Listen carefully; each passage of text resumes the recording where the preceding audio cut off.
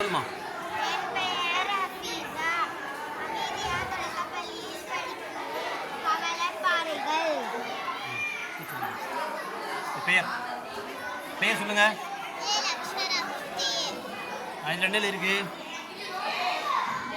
Law, energy and then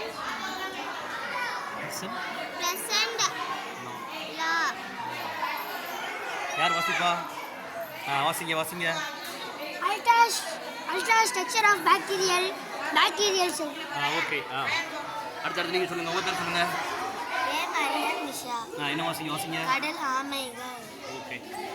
உங்கள் பேர் சொல்லுங்கள். உங்களுக்கு என்ன இருக்குது சொல்லுங்கள். கடல் புற்கள். அடுத்து உங்கள் பேர் சொல்லுங்கள்.